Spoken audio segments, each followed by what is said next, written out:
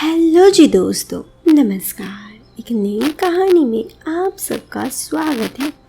कहानी शुरू करूं इससे पहले एक और बात। इस कहानी को सुनते वक्त आप चाहें तो ईयरफोन या फिर हेडफोन का उपयोग करें।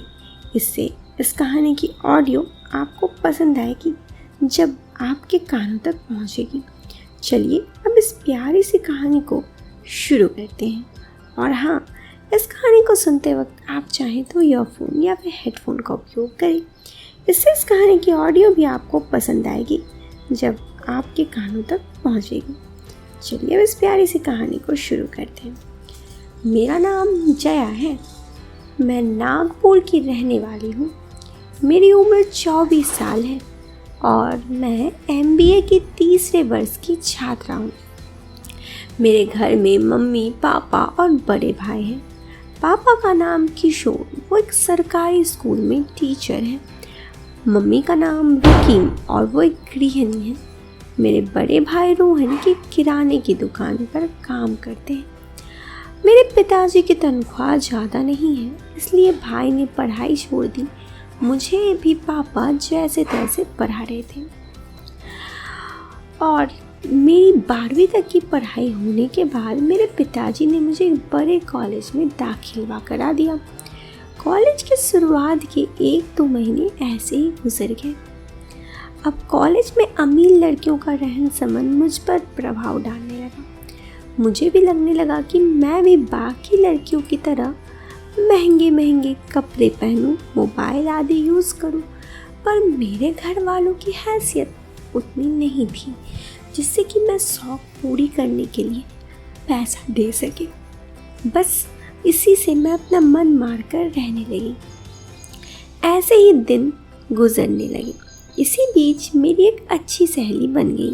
उसका नाम सीमा। वो भी काफ़ी महंगे कपड़े, मोबाइल और बाकी सामान इस्तेमाल करती थी। इससे मैंने समझा वो अमीर होगी। एक दिन वो मुझे अपने घर ले गई। वहाँ जाने के बाद जैसे मैं शौक हो गया। सीमा और उसके माता पिता एक किराए के कमरे पर रहते थे। उसके पिता नगर निगम के चपरासी का काम करते और माता जी दूसरों के घर बर्तन और कपड़े धोती। मेरे मन में विचार आया, अगर सीमा की फैमिली इतनी गरीब है तो सीमा इतने महंगे सामान कैसे यूज़ करेगी। फिर थोड़ी दिन उसके घर बिताने के बाद हम दोनों बाहर आ गए। हम एक भेलपुरी वाले के पास गए। सीमा ने 2 भेल ऑर्डर कर दिया। तभी मुझसे रहा नहीं गया। सीमा से पूछ लिया, सीमा तुझसे एक बात पूछूं? प्लीज़ तो गुस्सा मत कर। सीमा, हाँ पूछ ना यार, क्या बात है? मैं, यार सीमा, अभी मैंने तेरे घर की हालत देखी और मेरे भी घर की हालत तेरे जैसी ही है, पर तू ये महंगे कपड़े, मोबाइल लेने के पैसे कहाँ से मिलते हैं? ज़रा मुझे भी बताओ। सीमा थोड़ी देर सोचकर मुझे देखी और बोली, देख जया, तू मेरी बेस्ट फ्रेंड है इसलिए मुझे तुझे बता रही हूँ, पर तू मुझे प्रॉमिस कर ये बात तू किसी से नहीं कहेगी। मैं प्रॉमिस करती हूँ किसी से नहीं कहूँगी। फिर सीमा मुझसे थोड़े बाजू ले गई। हम दोनों एक टेबल पे बैठे और कुर्सी खींचे, फिर बात करने लगे। सीमा ने अपना मोबाइल निकाला और मुझे एक ऐड दिखाया। मैं, ये क्या तुम? सीमा बोली, हाँ, पर तुमने प्रॉमिस किया था तुम किसी को नहीं बोलोगी। मैं, हाँ मुझे पता है, मैं किसी को नहीं बताऊंगी। लोग मुझे थोड़ी ही कुछ ये कर रहे हैं। मुझे थोड़ा अजीब फील हुआ और भारी कसमकस के चलते मैंने सीमा से पूछा, वैसे तुझे कितने पैसे मिल जाते हैं? सीमा मुझे देखकर मुस्कुराई। क्यों पूछ रही हो? तुम्हें भी काम चाहिए? मैं, नहीं बाबा मुझे नहीं चाहिए, बस मैं यही पूछ रही थी, बता दो। सीमा कही 3 से 5 हज़ार। मैं, इतने सारे? मैं सोचने लगी 5,000 रुपये तो वाकई बहुत ज़्यादा है। सीमा, बोलो, अगर तुम कहो तो मैं तुम्हारे भी बात करती हूँ। मैं, यार किसी को पता चल गया। सीमा, किसी को पता नहीं चलेगा, बोल चलोगी मेरे साथ? नहीं बाबा आज नहीं। इसका मतलब कल चलोगी? मैंने हंस कर नीचे देखा। सीमा समझ गई मेरी हाँ है।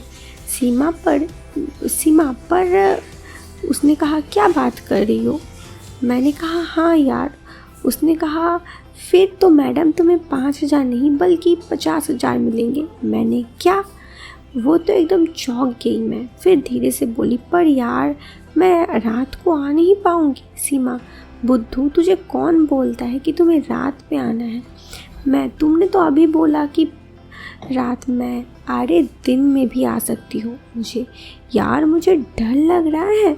सीमा, डर मत, मैं हूँ ना। चल अब मैं चलती हूँ, देर हो गई तो अभी मम्मी रास्ता देखती होगी। कल थोड़ी जल्दी आना। मैं, क्यों? तुझे कुछ दिखाना है। मैं मुस्कुरा कर वहाँ से निकल गई। घर आकर मुझे सीमा से बात याद आई तो मुझे थोड़ा अलग फील आ रहा था। फिर मैं फ्रेश हो गई और उसके बाद मैं सोचने लगी, क्या सच में मेरे पास इतने पैसे आ सकते हैं? लेकिन मैं अब भी थोड़ा डर भी रही थी सीमा के बाद से। तब तक में मेरे घर पे सब आ गए। फिर मैं अपनी मम्मी की हाथ बटाने लगी। रात हो गई, सभी खाना खा लिए और मम्मी पापा अपने कमरे पे चले गए। एक रूम में भाई सोते थे, वो चले गए और उसके बाद मैं अपने कमरे में चली गई। मैं सिर्फ सीमा की बात ही सोच रही थी। फिर सुबह उठी तो मुझे जल्दी जाना था, इसलिए सभी काम मैंने जल्दी निपटा दिया। नहा धोल कर कॉलेज आ गई। अभी सीमा नहीं आई थी। मैं कॉलेज के गेट में सीमा का इंतज़ार कर रही थी। थोड़ी देर बाद सीमा आ गई। सीमा, ओहो, आज तो तुम बड़ी जल्दी आ गई। मैंने कहा, अरे इधर कहाँ, कॉलेज बाहर। क्या बात है?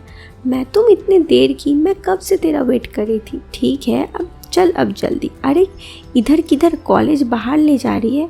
आज कॉलेज नहीं जाना। सीमा ने एक ऑटो रोका। हम दोनों ऑटो में बैठकर एक लॉन्च के पास गए। हम लॉन्च के अंदर आकर एक रूम में बैठे। मुझे सीमा ने बताया, तुम्हें देखने के लिए एक आदमी आने वाला है, तुम चिंता मत करो। मैंने हाँ में सिर हिलाया। फिर डोरबेल बजी। सीमा ने दरवाज़ा खोला तो एक आदमी आया। उसकी उम्र 45-40 साल की थी। सीमा उस आदमी से बोला, आइए शर्मा जी। मैं समझ गई उनका नाम शर्मा जी थे। शर्मा जी अंदर आ गए। सीमा ने दरवाज़ा बंद किया और फिर मैं थोड़ा डर रही थी। शर्मा जी ने फ़ोन उठाकर बोले कि थोड़ा देर रुक जाओ, मैं अभी आता हूँ। किसी को फ़ोन पे बात की।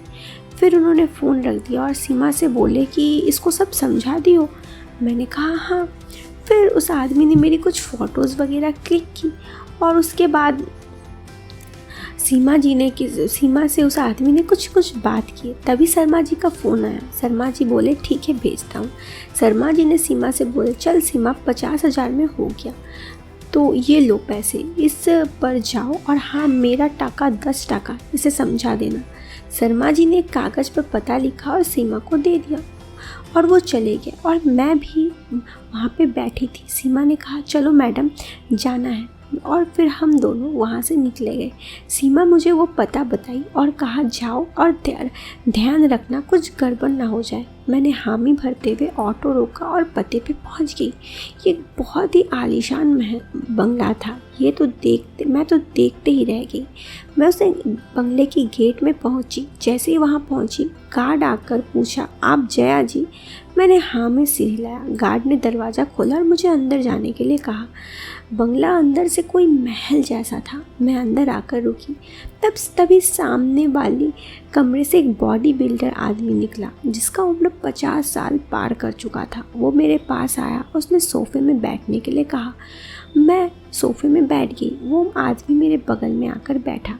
मैं तो अभी इसके घर को ही देख रही थी। तभी उसने मुझे पानी पीने के लिए पूछा, लेकिन मैंने मना कर दी। 2-3 बार पूछने पर मैंने कहा कि ठीक है। फिर मेरे मुंह से निकला कि ठीक है, तो उस आदमी ने कहा, ठीक है, मैं पानी लेकर आता हूँ।